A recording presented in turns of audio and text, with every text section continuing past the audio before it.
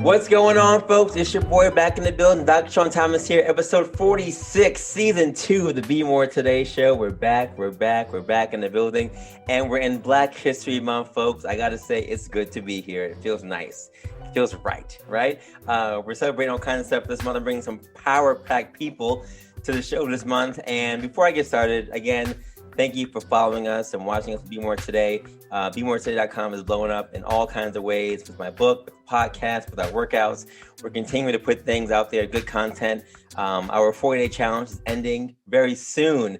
We started in January with a 40-day challenge to kick things off, and it's been an amazing journey watching people progress through the stages of change with me from January 1st up until now. So if you follow us during this journey, thank you so much. And if you did not, you can always go back and listen to my little clips on Be More Today show. I did daily summaries of my book every single day from January 1st until the 40th of that transition. So continue to follow us and just move forward with it. And again, check YouTube for all our workouts. We're on there every single day doing great things and inspiring others to stay virtually active. So if you caught any of my workouts this year, I appreciate you and your time.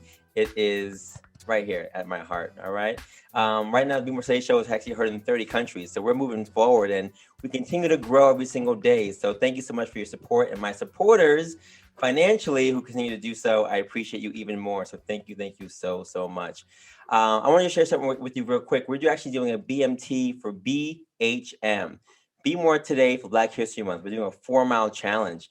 It's actually a fundraiser that we're going to be doing at the end of February. So you hear more things about it if you haven't heard it already, but it's going to be a fundraiser for the Black History Month organization. The group that actually started Black History Month is an organization, and we're raising money for them through this 4-mile fundraiser. So you'll hear more about that next week if you haven't seen flyers already, but continue just to watch us and follow us. We're trying to do big things for this year, folks, and we're trying to be out of the box. My quote for today is very simple. Remember that box everyone is trying to put you in? There is no lid on it, by Ben Jenkins. Folks, this is the year where I want to inspire you just to do things that don't make sense, right? Do things that don't really keep you in that box. We all grew up in a way that we're told to do this and do that and think this way. But so many people, as you see on this show, are doing great things that are outside of the box, that are not really the normal or typical things that we do, right? Some of us have gone to school, some didn't go to school, and success has been on both ends. So I just want to challenge you just to think outside the box, just to not be your regular person. If you think that you're not happy where you are in your 9-to-5 or your grad school program or wherever you are, you don't have to stay there, right? You can be outside the box to do greater things. And I'm not saying quit your job. I'm not saying do any of those things. I'm just saying think outside the box and don't hold limits. Don't let limits hold you back. That's the one thing I think that we as a people have been very, very good about. There have been things that have held us back in various ways, but we as a people of color, right? Black and brown people have continued to push that limit, to open the box and to start new trends for the entire world. So let's make this the month where we say, you know what? We're going to stick outside of our comfort zone. We're going to open up that box because the sky is the limit, and we'll go out there and make every single day a great chance for us to be better and be more. My guest on the show today embodies that to the T. She's a good friend of mine, an old friend of mine, all the way back from Choke with Mary Hall, right? Forever true to gold and blue. Her name is Shantell Richardson. And Shantell Richardson is the co-founder of Trim Knowtions, LLC, a premier agency providing consultation for designers seeking the best resources in exceptional fashion trim. Shantell's fashion industry experiences are vast, from having once overseen many factories in India to consulting designer brands on luxury European textiles. These experiences have inspired her to once again see NYC as the center of fashion innovation. Now, Shantell studied at Fashion Institute of Technology and holds a BA in English and Spanish from Tufts University. She began her fashion career as a stylist and assistant designer at Nika NY, where she later became their production manager, which found her at their production facility in India for 6 months. In 2009, Shantell launched her own line, Shaun-tele. She was featured in NY Fashion Week 4 years straight, selling celebrities such as Raven Simone, while simultaneously working full-time at an NYC-based trim company. This led to the launch of her own trim company, and as the co-founder of Trim Knowtions in 2015, she's helped generate over $2 million in revenue since its inception and has some of the best fashion brands as her clients. Ladies and gentlemen, boys and girls, pets included, please welcome to the stage my friend from Choate Rosemary Hall, Forever True to Gold and Blue, Shantell Richardson. Cheeks, what's going on?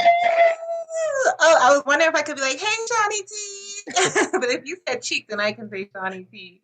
Thank you so much for that introduction. That was really wonderful, and like always makes me blush to hear my friends be proud of me. And just hearing the intro to the show, and thinking outside the box, like I was like, "Wait, did he write that for me?" Because yeah, that definitely explains my career choices and just my little life path and journey up until this point has been very out of the box. But I'm happy to be here. Congratulations on your book. I'm so proud of you. I mean, it's amazing and inspiring and really, really cool to see all that you're doing and expanding on it. So congratulations. Thank you. I appreciate you. You at my book launch, so that was just awesome to see you there. I hadn't seen you in so long before then, so to see you there just made the night even more special. And I know I had to have you on the show at some point in time just to highlight the work that you've been doing. And just thank you so much for being here. Really, really appreciate it. Awesome. And I heard you say that this is the 46th episode. 46. That's right. Yo, we have President 46, like the 46th president coming in. It's totally auspicious. This is crazy. That's I love right. number stuff like that too. I like looking at like little weird patterns and numbers, but it's kind of cool. Absolutely, absolutely. 45 was not the best number in the world. 46 just sounds No, no, old, no, right? no. Yeah, I like being episode 46. That works. That works. Exactly. So Shantell, I call you cheeks because we went to high school together. You have these cheeks Yeah. that were just so cute in high school, and they're um, still, that was my they're nickname still for you. here. Ever since then, you still have them clearly with dimples and everything. And we sang in a gospel group together in high school called Milagros. We actually ran track together. We did a lot of things in high school together. So Calsa, yes, Calsa, yes. Oh my so God. Afro Latino Student Alliance. So yeah. Yes, yes. It's funny because that was really the first time I even thought about or learned about race as a social construct. It was really in CALSA. Like, I had never really even talked about it or thought about it until then. And just recognizing those meetings that we had, they seemed at the time very trivial to me because we're in this like small environment, not really interacting with the rest of the world, but the thing we talked about were very, very serious and clearly apply to the rest of the world today, even today. So I appreciate Mm-hmm. all those meetings with Kelsa and that fellowship there and the camaraderie and the support. It really carried with me throughout the rest of my life. Yeah, I mean, it's sad to say that, the children at the school are still going through those issues. Like they still are battling issues of, race and discrimination, whether it be from like the outside community or even internally, people really not understanding or having that kind of like empathy that allows you to be in someone else's shoes or in someone else's skin, to think of yourself in their position of where they're coming from. So I think with how charged the political atmosphere has been over the past 4 years, it's been really tough for those kids because there was a time where, I've been really involved with the school. There was a time where, I felt like the kids were kind of, just having it easier than we had it somewhat. Like there seemed to be like less racial issues, and I had even some of the teachers had even commented like maybe the camaraderie of like a CALSA seemed to be like dissipating because the kids didn't think they needed it as much. And unfortunately, that seems very short lived because we're right back to the point where now, kids are like asking questions about like how to deal with this kind of stuff. And they're even experiencing things that might be even more stressful than what we went through. So it's interesting, but I am glad that they have those services there. And the school actually is very cognizant of those things and trying to provide like, health services, like mental health services to make sure that, they have an outlet for someone to talk to or, asking like alumni like us to become more involved in terms of mentorship and things like that, which is always really important and a great way to like, give back and just connect with that moment. Yeah, absolutely. Yeah. Again, we always try to give like to these schools like Choate Murray Hall, our alma mater. And, I if you listen to the show at all, I talk about the show probably every other episode to some extent. In my book, it's all Your over big the place. coach shirt. Yeah, because it really was a part of who I am and who we both are. Um, But yeah, we'll continue just to support those institutions and everywhere around the world. I mean, hopefully with this new administration, the mindset of the country will be different. I even saw some statistic that ever since they banned our number 45 from texting, that just literally the amount of information that was on the internet that was false decreased by like a certain percentage, and like those kind of things so quick, you know what I mean? So hopefully as we move forward into this next year, new administration, things will get a little better for everyone, and that will trickle over to, you know, how our schools and how our nation will respond to racial injustice and racism. And that is pretty impressive. And it's like, you know, they give that stat when like you're a smoker, I think like within 13 days, like your lungs return to like normal. You know what I mean? So maybe this is like America. Maybe we can recover that quickly. Exactly. Our lungs can return to normal. Exactly. So, Cheeks, I know you've been everywhere. COVID-19 has been the talk of the town all over the place. I shared a couple episodes ago. I got the vaccine, and nice. I didn't know what your status was in terms of COVID-19, how it affected your life, your job, where you are, if you're still working right now. What's your current update right now? So currently, you know, I'm quarantining at home in Brooklyn. My partner actually works for the MTA, and he just got his vaccine yesterday. So, you know, there's some relief there, just kind of watching now to make sure, you know, he doesn't fall sick or anything like that. You know, I think he's been pretty okay. And so it's interesting in thinking about that, but, you know, also trying to get my parents signed up now that New York has opened up the restrictions from to include seniors over 65. You know, I think that's kind of like where I've been on websites for the past 2 days trying to see if there's any appointments and stuff like that. But I mean, COVID, it definitely has been a very strange time, as it has been for all. I don't know if I have any other adjectives to describe it that people haven't said already. Personally, for me, I think it started affecting me or becoming present in my mind a little sooner than it might have for everyone else, just because I do have a fashion business and we're manufacturing goods overseas in Asia and in Italy mainly.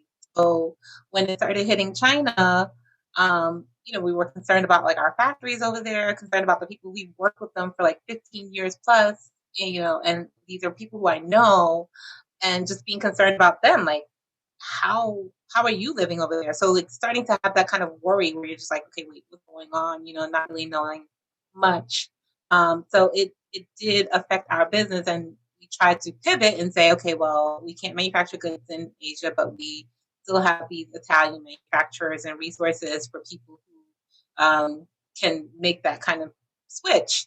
And then it hit Italy like, you know, really, really hard. So it's kind of just like this place where we, you know, as a business owner, try to be nimble. You always have to pivot. You always have to think of, okay, you know, you might have a plan, but you have to be ready to like switch on a dime almost to be able to, you know, maintain the success of your business. So doing that, and then just seeing it hit like each location that we were manufacturing, it was kind of bizarre, and definitely gave me some thoughts about fashion and what to do and things like that. And so yeah, it definitely slowed down, and I didn't think that you know, the fashion was something to be concerned about when people were like fighting for their lives. So we tried to also work on providing PPE for you know, like New York City, or getting involved with groups. And we had some success doing that, but it was really hard with all the kind of red tape and things that Trump was doing in terms of like messing with customs and stopping masks from getting in. So it just became very, very hectic. So, you know, we took a little bit of a step back and just tried to maintain the customers that we had, and you know, do what we could, just as any other business did. Luckily, we did apply for the PPP programs where we were able to get some kind of funding, and I felt very lucky in that sense because a lot of Black business owners weren't able to get that kind of access to the first round of PPP funds. So doing that actually helped us like sustain the business a little bit, somewhat. It wasn't tons, but you know, every little bit helps. And Yeah. So that's kind of what happened with our business. Actually, funny enough, now it's actually on the rebound. We just did a like provided some services for Cash App. They launched a clothing line. I don't know if you've seen it. It's No, not super yet. funky. It's really funky and cute. So like interesting projects like that, like all these people who wanted to work with actually are coming to us now, and um, the business is growing kind of shockingly. And so it's kind of like, I look at it with a very like pinch me kind of thing. Like, is this really happening? Like, I wanted to work with that person forever, and they're emailing me. Like, this is great. So, I don't know if they say it takes about 5 years for a business to kind of like take off. I don't know if we're just hitting that point, or if it's also, I think people maybe recognizing that we might be a Black-owned company. We haven't really promoted that much, but as they know us and know that we're the owners, recognizing it's a Black-owned company and kind of that whole awareness that has been coming about. And I think we're in a very interesting space where you don't have a lot of manufacturers. Um, companies that are Black owned that are manufacturing goods. It's always like a designer or a photographer or a stylist, something like that. So we're very much on the unglamorous side of it. It's just very niche. And so I don't know if that's part of it, but I would think all of these things kind of play into it. They say opportunity, what is it? Luck is when opportunity meets preparation. So, I do feel like we've been preparing ourselves to be this like service for people, and then as the opportunities come, we can like rise to the challenge. So, I do feel lucky in that sense that the business is, kind of turning itself over, because it's our baby. It's myself and a woman named Facia Turner, who is also a woman of color. She's also from Jamaica. So, we have our little like yardie kind of connection in the office.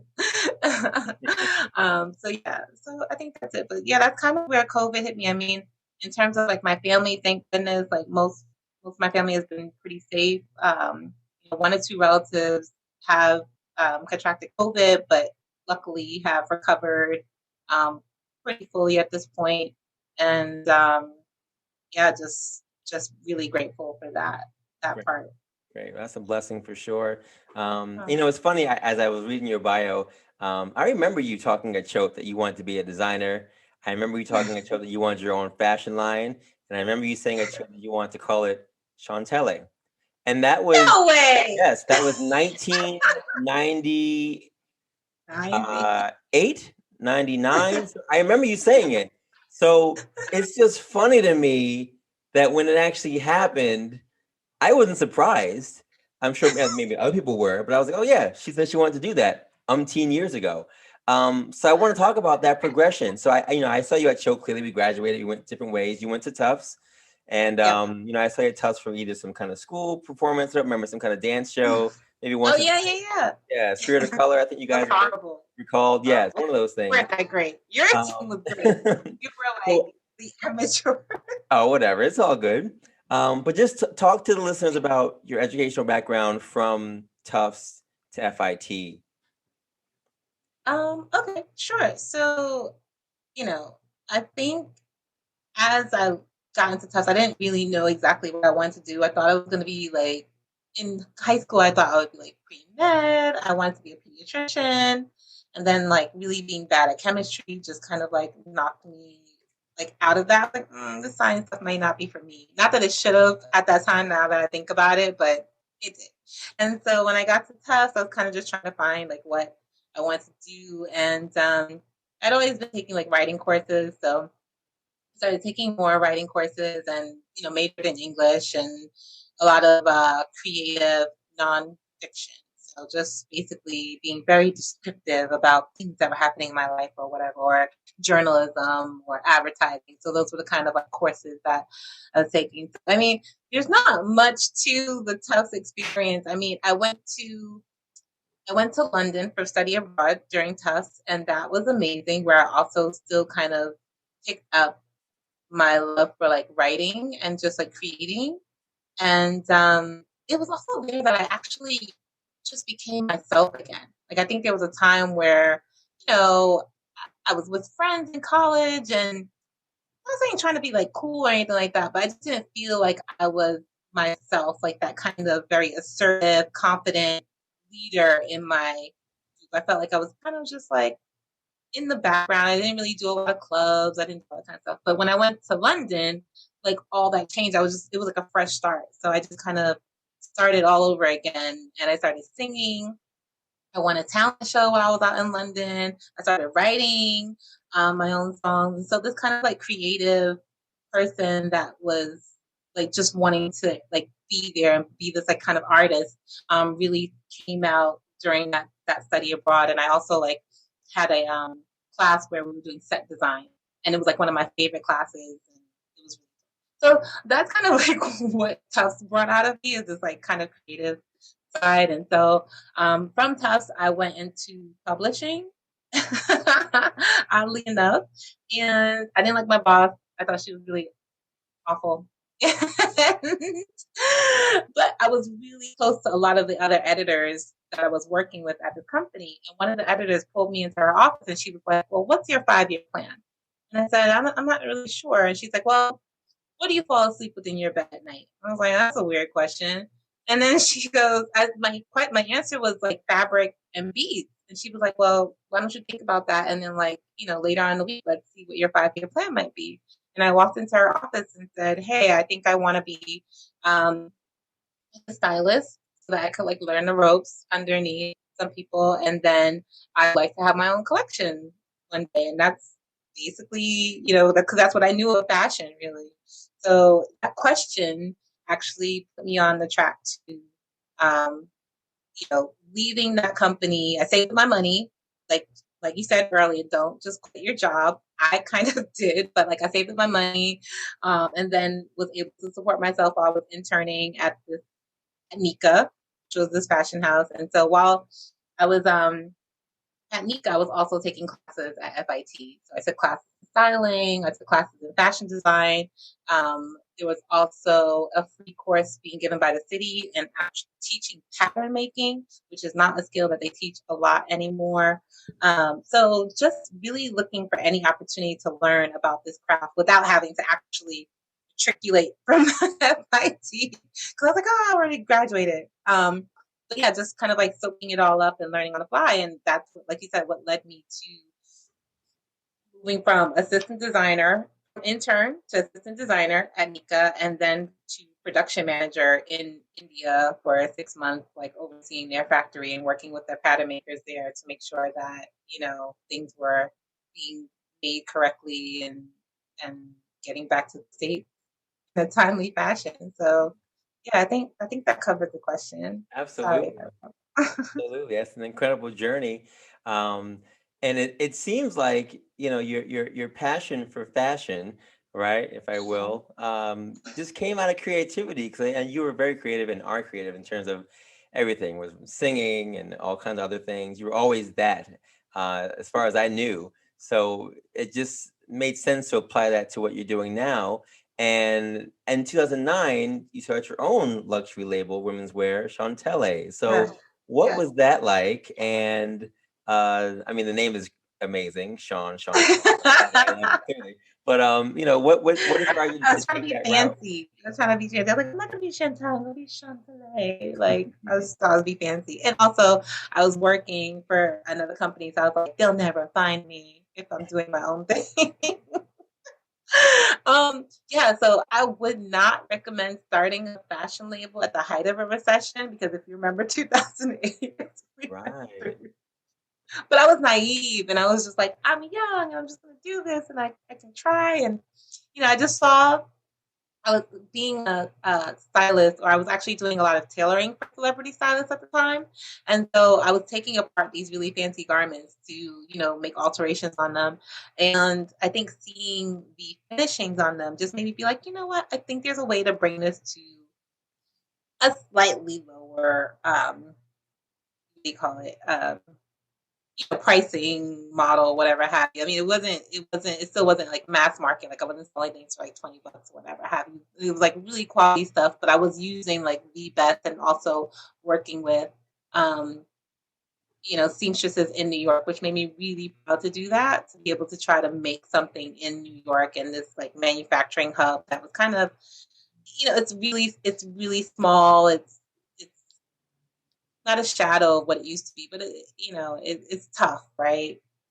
To like have any kind of manufacturing business like that sustain itself in New York. So, anyways, yeah, in 2009, I started Shaun-tele, and I think I even had like another chody like help me with my first like photo shoot. Derek Gomez helped me with my first photo shoot. Derek Gomez. I was trying to think of Yuri Lee was one of my first models. She's actually started her own clothing line now called Wonky. Oh, okay. So yeah, she just launched it, I think 2 months ago or something like that, or a month ago. So yeah, my Choate family has always been very encouraging with all my like aspirations and my kind of road less traveled. Yeah, I think started my own clothing line. Although I wasn't like an FIT graduate and I had just taken some courses, I think I always had this kind of, like you said, like a passion for it, like this curiosity about it. That sometimes when you are like, let's say, classically trained in a endeavor, you lose that kind of adventure spirit to approach it, right? Where you're like really being creative about the solutions that you're coming up with. Like I had to figure out, okay, how do I make this actual shape that I want? Like, how do I communicate that to my seamstresses? Like this thing that no one had, done before, that they hadn't done before, and things like that. So I think, and also being really appreciative of all the fashion that came across my purview. Like, in fashion school, I think you become very used to critiquing things and being like, oh, that clothing line is ugly. And my favorite saying was that, like, no clothing line is ugly. There's always something special about that. It may not be my cup of tea, but there's always something I can see what they were doing. I can see what they were trying to do, because that's how I would hope that people approach my line. And, my line was really supposed to be for women who were in the career space, like having all these friends who were kind of like in this like lawyer, doctor, finance space, but needed that reminder that you're still an adventurer at heart. There's still this kind of person in there that, is cheeky, is fun, is a little mischievous, or whatever have you. So I'd have these very classic bodies, but then like hide kind of detail, like the lining would be like a bright hot pink on this very classic black coat, just to kind of give a woman like a reminder that she kind of has this little secret. Yeah, I'm that woman. So that was kind of the whole goal of the collection, and it went pretty well. I had some success selling in Soho and Southampton. Just a couple of people, did about 8 fashion shows, and yeah, in 2000, I would say like 2013ish, I just kind of decided it was really rough. It was totally self-funded, and I wanted to just focus a little bit more on how I could use my experience to help others at that point, um, and just find a different way about it. Mm. And heck, that's what Trim Notions ended up being. Right. So talk to me now about Trim Notions. What exactly is Trim Notions, and how did this start with you and your co-founder? Okay, cool. So we actually worked together in another space. We were hired at the same time, and we worked together for about 7 years before we started this. We started Trim Notions in the same kind of business. And Trim Notions is it's Notions, KNOWTIONS. So it's like notions, very punny. And our tagline is keep you in the know. And basically we sell and manufacture anything on a garment that is not considered fabric, you know? Um, and even now we've moved into the fabric space, but initially it's anything like a zipper, a button, embroidery, a really cool logo, anything like that. So that's kind of where it's a very niche market. I've had numerous clients be very shocked when we walk into the office, because usually they're expecting a little old white lady, to be honest, because that's just where that business. That's who normally runs this kind of business. But at some point, the old guard has to turn over to a new guard. So, I like to think that's who we are, and we bring a different flair to it. So we definitely brought something more modern to it where, we try to push our factories to make things that are a little bit more innovative, that are more sleek, more in line with what designers want to manufacture today. And also just kind of saying yes to any challenge that a designer gives us. Some of them have been really difficult and things like some things just aren't feasible, you know, but we'll try to just communicate to design what they can do and how we can get close to their vision if it's not totally like physically possible. Like actual laws of physics do not allow it to allow it to be possible. They still don't want to hear it, but I think I do feel like a mentor of sorts to most of my clients who are like younger designers, and I can like provide that kind of. So, yeah, we basically just see what a designer wants. We make sure it meets all their sizing standards.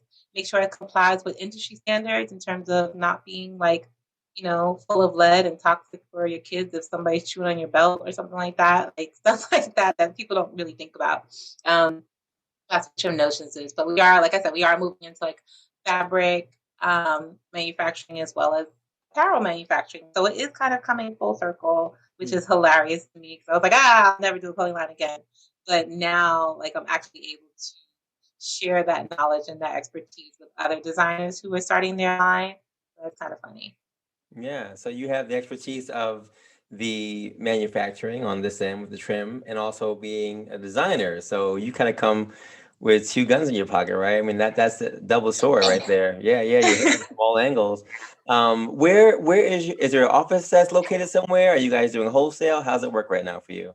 There is an office, if you can believe it or not. We're actually in the garment center, so right on in Times Square, like 2 blocks away from Times Square. Our office is right there. It's on 40th and Broadway, and so it's not like a ground level store or anything because everything is wholesale. But yeah, that's where we operate out of. We keep all of our samples and take all of our meetings there. I mean, not right now because of COVID. So we've been doing a lot of stuff digitally and virtually, but every once in a while I do have to pop into the office Hmm. to actually show physical goods because we're making physical things, right? Yeah, So yeah, right there in the heart of the garment center, trying to keep it alive. that's great.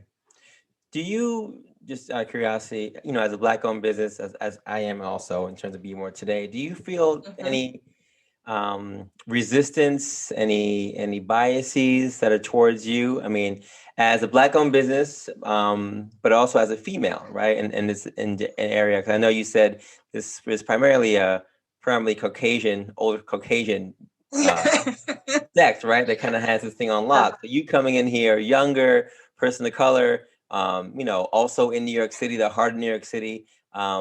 Are there any kind of biases you've experienced in terms of your company or people Yeah, looking at you guys with raised eyebrows or I anything? mean, unfortunately, I always feel like my authority is being questioned Hmm. for anything. Like I've definitely said no to a client and had them just strip all their business away for like one thing of saying no. And it wasn't no, like I don't want to work with you. It was like, no, this isn't physically possible and we don't want to tell you it is and have you suffer on in the long, and as a result, we don't want to have you suffer as a result when it comes to manufacturing and production. And so that was really hard. And then also production is the not fun part in terms of, there may be something going wrong, something might come out late, something might be malfunctioning. And those are never easy conversations to have with a client. But when I do have to have those conversations, I find myself having to be extremely aware of my tone. Instead of being very direct, I have to say, hi, and I just want you to know, and just so you know, I'm just saying that, but and it's exhausting, it's tiring. I'm like, I just want to tell you that something is wrong and this is how we can fix it. Can we get there instead? But more times than not, even when there was one client who this woman, she would curse at me all day long, like just curse on the phone. She would be yelling into the phone from like speakerphone, all that kind of stuff. And when issue came up, and I had to have a meeting with like the big boss, like the CEO of the company, the woman had told her that I had an attitude on the phone. And I had to say to her, I said, "Excuse me," in this meeting, I really take offense to that, considering that I'm constantly being cursed at by your employee. I never returned that behavior, and they're always yelling at me as well as hanging up the phone on me. Mhm. And the CEO kind of just stopped and was like, "Well, like she didn't really acknowledge it, but she didn't go any further in that line of questioning because she knew that that was a possibility that that person had been doing it. And so, and it was also like a very like old school mental way of working. Like that's what they used to do back in the day. It's curse to each other. No, no, no. I'm like, this is not that anymore. And so having, trying to like stand up for myself in that regards was kind of empowering but at the same time, like it was something that was common. It wasn't just that company. Like I always heard, like, oh, Shantell was a little bit terse, or maybe she had an attitude or a tone. And if I ever tried to address it and say, hey, like what did I say? Like, can we talk about this? Like, I really just want to. There would be silence. There would never be like they never wanted to actually discuss the matter. And I just thought that was really odd all the times. Like here I am trying to understand, like, okay, where did my tone go wrong? Trying to be open to feedback as a business owner, Right. but as a business owner, like almost everybody else is your boss. It doesn't really feel like, oh my God, it's just thing like I think the misconception that people have is that you're a business owner and that you make your own rules, and you do to a certain degree, but like all your clients are your boss. Like everybody else is your boss. So, Yeah. I would drive myself crazy trying to like write an email where it started to become paralyzing, where I just really felt like paralyzed. Like I take, I don't know, 30 minutes, an hour to write an email just to ask for a color swatch because I didn't want to sound like I had an attitude. So that kind of thing was very tricky. And I just had to kind of like also just get over it, like do my own work to work through it and find like what approach would help and stuff like that. I think also just as owning my own business, like reminding people that I was the owner, I think started helping in a sense, that I wasn't just this person who was just like not like just an employee. Like you still shouldn't treat other people's employees that way, but knowing that like no, I am guiding this business, like, and I come with a certain expertise, I think is helpful to a Yeah. certain degree. Yeah. So, No, I relate yeah, to no, it's definitely there. It's definitely exhausting, and I recommend for people who are starting their own business to try to get a mentor. I think that's something that we missed out on early on in the game, and now we are looking at more services, more opportunities to have that kind of mentorship. But it helps like someone to kind of just encourage you and look at the situation from an outside lens and be able to tell you like, no, maybe your attitude was wrong at that time, or say, hey, this is how you can like circumvent that or approach that or address it. Yeah. Someone who's been through it. Yeah. Yeah. It's funny because I think about that in my own line of work as a director. Yeah, my patients all become my bosses, and it's something that as the main person where they say, who can I speak to? When it's always you, like you said, that anxiety that comes when you have to write that email or send that message or what have you. Yeah, it can be exhausting. Yeah. It can be crippling, right? Like crippling. It can really just like shut you Yeah, down. and you're dealing with people's help. Like what I'm doing is not even that serious. Like it's not. I'm not curing anything. I'm not. Things. So I can only imagine Yeah. where you feel like someone's health is in your hands and like trying to give that kind of service as well. Yeah. Well, I But mean, at the tend same time, though, business is business and healthcare is a business as well. So it is what it is. But I think, even in both situations, you need some kind of an outlet. And, for me, it's running, working out, etc. And I'm guessing for you, it's the Resistance Revival Chorus. Now, I've seen you do performances. You guys have been on TV. I've seen all the flyers and events on social media. I'm super proud of it. I know our mutual friend Ali Fenwick is in there as well with you doing certain yes. things. So just for the listeners, just tell them what it is exactly, how you got involved in it, and why it's so special to you. Well, I mean, you hit the nail on the head. Definitely the Resistance Revival Chorus, or RRC for short, has been amazing. Basically, we're a collective of, I would say, 60 to 70 women and non binary people, basically singing hope into the world. We our motto is that joy is an act of resistance, and that kind of guides a lot of our actions and you know, just endeavors in general. So everything kind of comes down to joy. The way I met the chorus was, at first I saw them at a performance. Allie introduced me to them at a performance, and that was when she was like, "Hey, they're actually doing a protest in front of Trump Tower, Christmas, and it's called Caroling for Impeachment." So this was before his first impeachment. And so we went outside in Trump Tower on like the coldest day of the year. Like, I remember taking off my gloves, and within 30 seconds, I had frostbite. Like, that's how cold it was.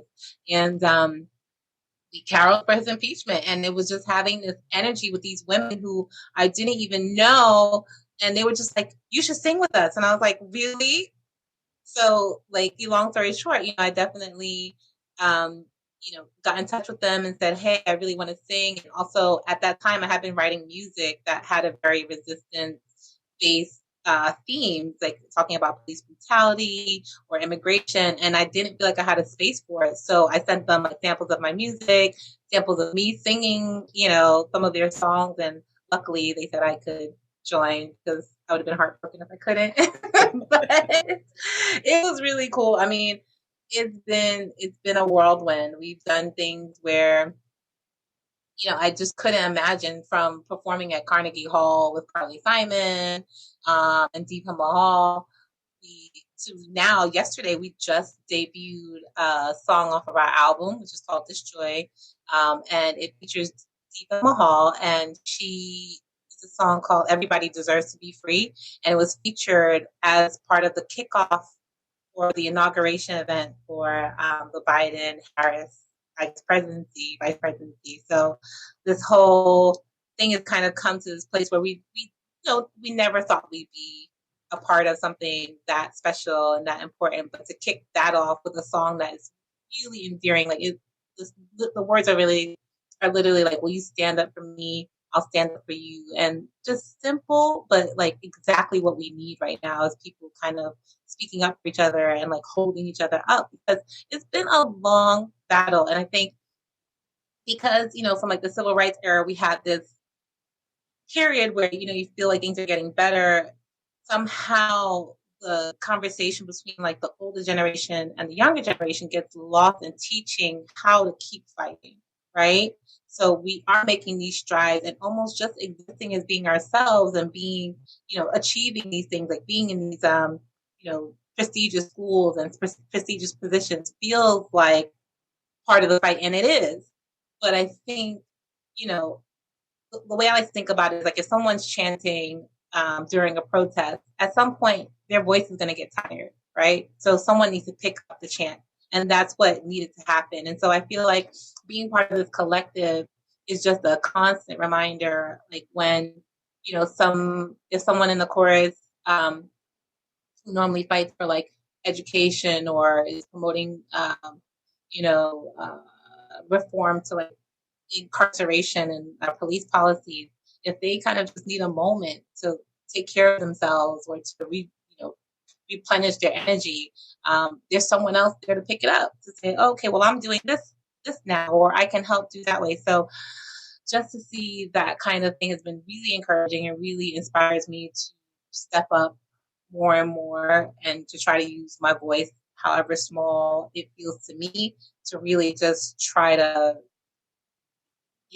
speak out and try to bring attention to, um, things that are important in this world, and just being better than one another. So yeah, the Resistance Survival Chorus it's been a very wonderful kind of escape, like during these past 4 years, and also during this lockdown, pandemic, quarantine stage. We haven't been able to perform much in person with each other, but doing so virtually, it's still pretty nice to be able to connect and see like smiling faces of so many different women. These women are like activists, like they're not just singers. Like it's we always say it's activists who are finding their musical voice and professional musicians who are actually finding their activist voice. So it's this really interesting group of women who just come together, who are really amazing, and I feel lucky to be around them like all the time. Hmm. Folks, if you're just joining us, episode 46, season 2 of the Be More Today show. I'm here with Shantell Richardson, Cho alumni, co-founder of Trim Knowtions, LLC, a Black-owned company in New York City. And we're talking about singing, we're talking about activism, we're talking about number 46 and all kinds of fun things. Cheeks, number one question after this break is, if you could change one thing in the world to make it a better place. I mean, you talked about singing and activism and using your voice to be heard, and even using fashion as a way to make people happy. But if you could change one thing in this world to make it a better place, what's the one thing that you would do? Um, One thing I would remove is imposter syndrome, and I guess because it's very near and dear to my heart. Like it's a constant, right? Like as a business owner, just feeling like, am I doing this right? Like who am I to be doing this? Like and trying this and all the kind of things. So I think removing imposter syndrome would free up a lot of space for people to be courageous and do the things that will move us forward. Um, but also on like I guess not on a more realistic note, but I was thinking about that. I would really want education to be free. Like if it can like somehow like all education to be free. I mean, we have so many resources at our hand now with like YouTube and Coursera and different things that you can like get a taste of. But um for me, just having access to like learning has just been so rewarding. And so this is something that I'll add to my story. So during the pandemic, I actually completed a course in data analytics with a company called Galvanize, and I learned SQL, Python, Tableau, and just all about coding. So now I'm like a little geeky data girl on top of loving fashion. But just being able to use my mind in that way was so powerful during a time where, you know, my mind was running wild with hearing ambulances up and down the street, but it gave me something to like focus on and really tap into another passion of mine, which is looking at how data can be made more human to really, um, impact what we do and also to eliminate biases in data. Like there's not a lot, there are pe- people of color in data, but we need people of color at like higher points in data to really say, listen, you know, that algorithm, that way that this code is functioning is biased. Like you know, it's biased towards a certain people, it's biased towards a certain class, gender, and that happens because people have biases, right? So it's something that you'll never, I don't know, you'll ever really be able to eliminate bias completely, but it's really important because data is governing so many of these companies like decisions on how like what markets they target or even in healthcare like who gets this kind of service or who gets this kind of attention or maybe realizing just looking at the mortality rate for like black mothers and black babies, there's data around there just to be able to show that there's something going wrong here and this is how we need to address it, right? So um, just being able to have that kind of skill now feels very important. And I'm not sure how it'll fit into the grand scheme of like all the artist journey that I've taken up until this point. But I think just knowing that I was able to get that education because it was actually like a scholarship program through the New York City Tech Pipeline, where I think 2,700 people applied and like 32 of us got in. So I felt very 33 of us got in. So I feel very lucky to, have gotten that experience and to actually be able to do it now because I was working from home.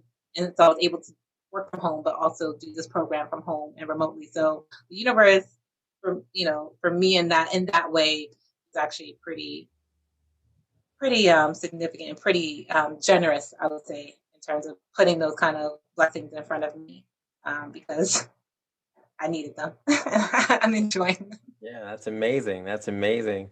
Um, so, be more today is the phrase. I mean, you are basically embodying that in all ways, right? From data to your fashion stuff to singing and what have you. But be more today is our brand. It's her mantra. It's our motto. You were at the book launch, so you know how we do. And I always ask everybody what they think the phrase "be more today" means to them. So, Shantell Richardson, episode 46. You hear the phrase "be more today." What's the phrase "Be More Today" mean to you? Oh my god, I think I need to change my like Facebook and Instagram handles to Shantell Richardson now. Like be more today. I mean, I think it speaks to a sense of immediacy in terms of I think we're all realizing that time waits for no one to sound cliche, but it really is something to just take a chance on yourself. I think that's what it really means to me is take a chance on yourself. And there's no time like the present. So just do it now. Like there's no need to wait. Like, those questions will always be there. Even once you get started on your path, you'll still be asking yourself those questions, but at least like you'll get closer to getting to an answer to start today as opposed to tomorrow. So I think just speaking to really uh honoring like yourself and realizing that there's just so there's so much more that we are, and it doesn't have to be like you're curing cancer or something like that. It could just be that you took the time to speak to your neighbor, and that's like being more today, right? Because that neighbor could be someone who no one's spoken to them in days, or they could just be feeling a little bit lonely, but having that one person reach out to them could be like mean the world to them. So just be more today. I think it's just the little ways that you can do it, and like showing up for yourself will actually help you show up for your community. And then that just has a greater influence, right? It expands to like, your neighborhood, your world, like that kind of thing. It just really um, continues to grow. So I think Be More Today is a really cool concept to just, it's short and sweet too. You know what I mean? Like it's an easy reminder to say like, hey, like just do it. Just go for it. Push yourself a little bit, and then you can push yourself a little bit more tomorrow or today. Yeah.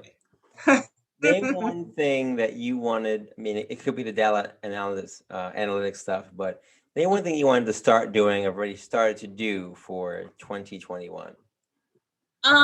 It's actually I do want to start start volunteering my time as a data analyst to certain organizations, whether it be like organizations that are looking at women's empowerment or encouraging voters to know their rights and things like that. So I do want to use data to basically like supercharge my activism in a way. So one thing that I want to do, like as general, is just be more of an activist. Like just really try to execute and like not be afraid to step into these conversations. And it's not always easy because there's not a clear cut road, and these kind of matters get very complicated very quickly, right? But I think just doing my small part to show up uh, is really what I want to push myself to do more and more. And I started doing a little bit of it this year, but I really want to try to challenge myself to just do it more and offer my services in that way. Yeah, that's great. I think giving back is awesome, and I'm sure you'll find a way to incorporate it into all you've done. You've done that so far in your entire life, so it should not be a problem for you to find a I'll way to just make this sing happen. my data reports There you now. go. That's how I'll bring it all together. Just bring it all together. That's it. That's it. Any final tips you want to share with aspiring fashion designers, people who are interested in the resistance rival chorus, or anyone who is interested in doing data analytics like you, or anything that's out of the box like you? Because again, I think you're a great representation, holding it I down. would say definitely. Okay, I would definitely say for anybody who's thinking about getting into fashion, there are more opportunities in fashion than you know. So it's not just being a designer, it's not just being a stylist. There are people who are doing technical design, people who are doing advertising. So just look at the breadth of what's involved in fashion. If you do want to start a fashion line, I would say learn on somebody else's dime first and then start your own thing. It's always good to make mistakes somewhere else, kind of thing. So, learning somebody else's dime first. I did not do that, but it's still cool. So say learning somebody else's dime. In terms of like the resistance survival chorus, honestly, everyone can sing along. I would encourage everyone to go to Spotify and look up the Resistance Revival Chorus. Our album is called This Joy. And you can listen to it there. You can also you know, just go to our website and find like some swag that says like joys and active resistance and the name of our course. So, and hopefully once we actually, the world opens back up, you'll see Instagram will usually have all of our events and where we're performing. So I would encourage everybody, if you just need some kind of moment to just take a breath and some really like encouraging, uplifting and thoughtful music, go to, find the album online. It's called This Joy. And for anyone interested in data analytics, I mean, I went to the program Galvanize, and so I would say look for those kind of programs. And honestly, the cool thing about tech is that so much of it is available for free, and that's why I mentioned education being free. There's so many avenues where you can learn data analytics for free. There's tons of YouTube videos. All the software that you need to actually perform the coding is usually free, and so it's a market that's accessible because the more tech that's out there, the more that you have people playing with it, it's just the more advances that we can make in terms of technology. So it's actually surprisingly very accessible in the sense that it's free. A lot of the knowledge out there is free or very low cost. So I would say go for it if you can, and it transfers over industry. So you could use it in fashion, you could use it in health, you could use it in gaming. So it's very varied, I guess. Shantell, where can people follow you, learn more about you, your website, and all things related to you? Oh, well, my IG handle, that's Instagram. That's what the kids say, right? IG. It's at Shaun-tele NY, so I've kept that little persona. It's SHAUNTELENY. So you can go there to just see more about like my resistance survival course stuff. The clothing, I still have my clothing line up actually, but I would send you to trimnotions.com because that's where the business is. You can learn a little bit more about our business and the services and our partners. So Trim Notions, TrimNowtions.com. Hopefully you'll put that in a little thing underneath or whatever. But yeah, so yeah, you can find me there at www.trimnotions.com and on IG at Shauntele NY, and the Resistance Survival Course has their website, resistancesurvivalcourse.com. And that's it. Shantell, thank you so much for being a guest on episode 46 of the Be More Today show. You've made 46 the number for the next 4 years. So we appreciate Thank you for having me. And I just realized I do have Cho swag on. I see that you have your Cho swag. I got my ring. So there's that ring. There we go. know, I'm 99. representing. I'm Class of representing. 99. Class of 99. So Folks, thank you for having me, Shaun. This is awesome. Like no you've been doing problem at great all. things. And Folks, the quotation for today is not by accident. Ben Jenkins, remember that box everyone's trying to put you in? There is no lid on it, like Shantell showed you, and she shared her whole story. There's no lid on the story that you guys can have for your lives, right? Make your passions, your interests, put those things together and make it what you want it to be. We go to school and they're taught, we're taught that we have to do these things based on, what we major in, what we minor in, and those kind of things. And that's great. But the world is changing. You can do what you want to do. You can find your path. You can find your way to make money and still make sure that you're fulfilling your life's worth and your life's vision, and be happy doing it. Life is short, like you said. So get out there, do what you want to do, make it work, put the work in, because it's not going to be easy, right? Like you said, put it on someone else's dollar first if you can. And then when you're ready to make moves, make those moves. And, we're going to continue to support Black businesses and support everyone who is doing great things for Black History Month. So we salute Shantell for doing that. And we will continue to have episodes for Be More Today show every single Monday, as always. So if you want to go on there and subscribe to our pages on all platforms, we're on everything podcast-wise right now. And if you want to go on our website, BeMoreToday.com, check that out as well. If you want to send any emails to me in particular, be more number 2 day at gmail.com is that tag. And if you want to send Shantell a little message and you love the show, or even me saying a message you love the show, we will appreciate that as well. The Words for Life podcast comes out every single Wednesday, folks, as always. So continue to watch that and follow us on all media platforms as you move forward. excited for 2021. It's going to be a great year for us. So just continue to stay inspired, and we'll keep doing our thing that we do every single week. As I always say, have a good day, have a good night, have a great life, and continue to take your steps to greatness to be the best version of you. Peace.